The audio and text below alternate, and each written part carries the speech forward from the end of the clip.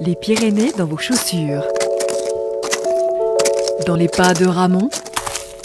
Pas à pas. Mot à mot. Laissez-vous cheminer sur un itinéraire scientifique. Du haut des cimes jusqu'au plus profond de leur ADN, redécouvrez vos Pyrénées. Aujourd'hui, le carnet s'ouvre sur And the winner is la fourmise, avec la participation de Claude Lebas, spécialiste des fourmis à l'association Antarea.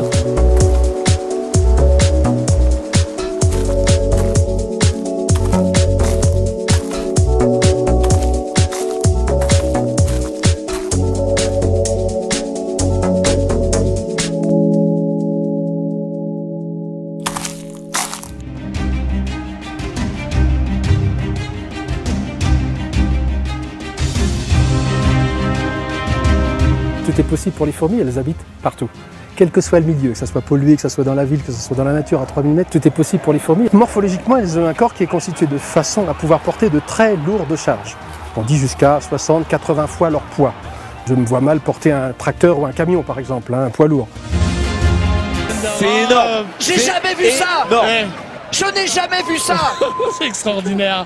Mais extraordinaire. Donc elles en sont capables en suspendant ou en tirant l'espèce, parce que le porter à bout de pattes, ça semble un peu délicat. Tout est possible pour les fourmis. Tous les insectes ont un squelette externe. L'avantage pour la fourmi, c'est justement quelque part de la blinder, c'est-à-dire qu'elle peut tomber de 10 mètres, ça ne lui fera rien. Elle peut tomber sur le dos, sur le ventre, ça aura le même impact. Son squelette est assez résistant tout en étant quelque part assez souple. Quel dommage de s'arrêter sur une chute comme celle-ci. On voit l'importance du casque, c'est important.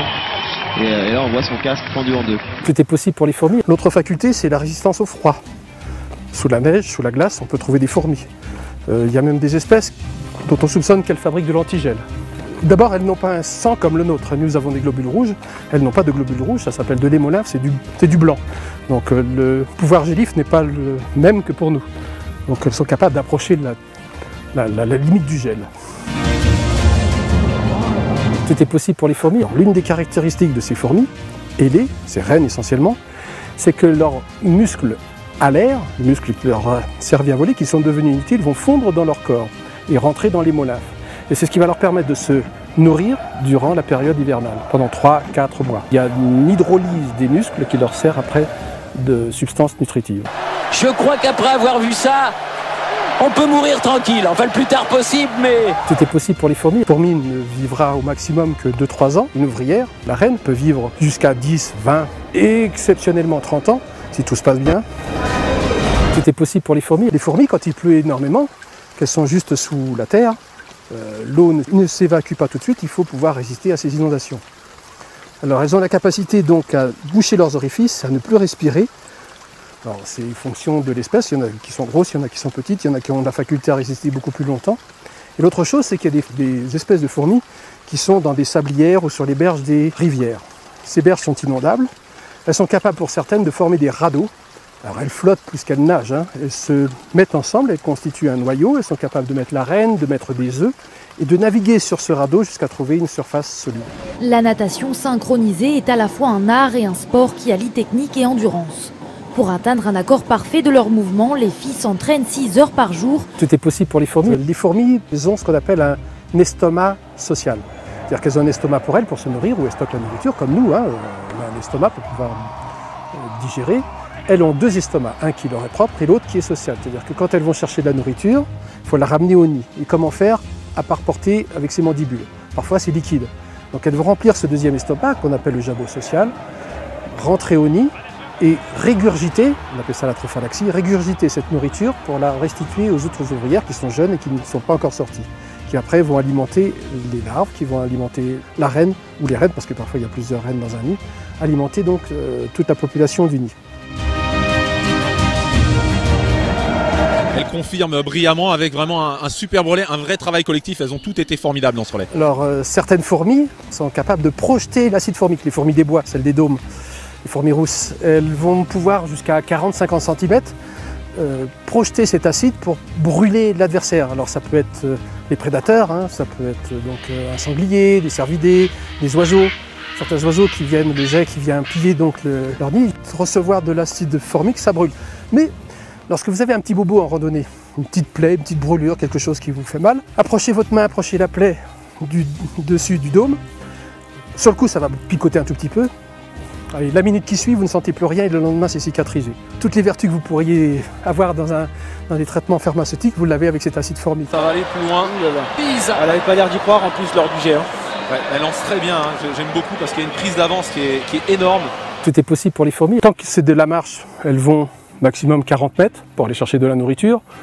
Ça correspondrait à une belle randonnée pour nous sur une demi-journée. Après, c'est le vol. Le vol, aidé du vent, elles peuvent parcourir de plus grandes distances, des dizaines de kilomètres, 40, 50, peut-être plus, ça dépend de la force du vent. Le départ est lancé, les pilotes s'envolent vers leur objectif, un titre de champion de France et pourquoi pas une sélection pour les championnats du monde. Comme elles sont la plupart terrestres, le feu, s'il est très rapide, ne portera pas impact. C'est-à-dire qu'elles s'enterrent, laissent passer le feu, elles sont capables de résister de résister à de très fortes températures, 40-50 degrés, du moment que c'est momentané, et donc le feu ne les impactera pas trop, sauf si elles sont en surface, sauf si ce sont des petites espèces qui vivent dans le bois par exemple. Eh bien aujourd'hui, c'est lui qui transmet cette flamme olympique. Les jeux sont ouverts. Dans cette prairie là, on est sur un lieu de rassemblement qui va servir d'aire d'accouplement. C'est-à-dire que les mâles sont à la recherche des reines. Il faut trouver une reine qui soit disposée et disponible, s'accoupler en l'air, qui est quand même relève de l'exploit. Ensuite, la reine va se poser au sol, va se débarrasser de son partenaire, chercher un autre mâle parce qu'il va lui falloir, c'est le problème des fourmis, remplir sa spermathèque. Il lui faut un stock de spermatozoïdes conséquent et diversifié pour le brassage génétique. Mais c'est une telle après-midi de bonheur qui commence, c'est absolument incroyable. Cette reine, une fois qu'elle sera sous la terre et qu'elle aura fondé sa colonie, plus jamais ne s'accouplera. Elle peut vivre 10, 20, 30 ans sans plus s'accoupler. Donc pour pouvoir tenir 20, 30 ans à produire des ouvrières de façon continue tous les ans, il lui faut un stock de spermatozoïdes conséquent, ce qu'elle est en train de faire. Tout est possible pour les fourmis. Prenez tous les mammifères, donc vous y mettez les hommes, vous les mettez d'un côté de la balance. De l'autre côté, vous mettez les fourmis, vous êtes en équilibre. Et c'est con, les deux Français! Tout est possible pour les fourmis. Sur certaines plantes, il y a des pucerons. Ce qui fait que, astuce pour elles, c'est que bien qu'il puisse faire froid, les pucerons sont sur les racines, il n'y a pas besoin de sortir pour aller s'alimenter. On reste sous la pierre qui sert de solarium, il fait chaud, on élève les pucerons et il y a une espèce de mutualisme qui s'instaure entre les pucerons qui vont tirer le sucre des plantes et les fourmis qui vont les entretenir. C'est-à-dire qu'elles ont, un peu comme les bergers, un troupeau qu'elles vont réguler, c'est-à-dire qu'il ne faut pas qu'il y ait trop de monde pour ne pas tuer la plante. Selon le sport pratiqué, il est important d'adapter ses apports en protéines. S'il y a trop de monde, on va prendre les pucerons, on va les manger, ça sera des protéines qui seront à leur avantage. Et donc il y a un équilibre qui s'instaure entre la plante, les pucerons et les fourmis. Tout est possible pour les fourmis. Ce sont des fourmis qui, par évacuation d'odeurs chimiques, vont plusieurs centaines de mètres à la ronde, que c'est l'heure de l'essaimage. Ça peut être signalé aussi qu'il y a un danger, ça peut être aussi signaler aux autres qu'il y a un fort recrutement à effectuer pour de la nourriture. Il y a une grosse source de nourriture très abondante. Il faut vite parce que dans la nature, c'est la compétition. Médaille d'or et champion olympique. Gold medal and Olympic champion.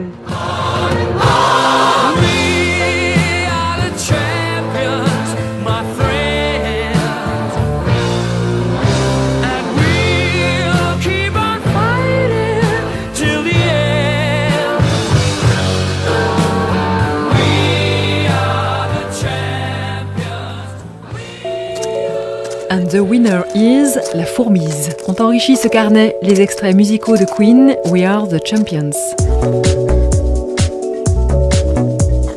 Les Pyrénées dans vos chaussures, carnet sonore co-réalisé par la radio Fréquence Luce et le réseau Éducation Pyrénées Vivantes, animé par la LPO France.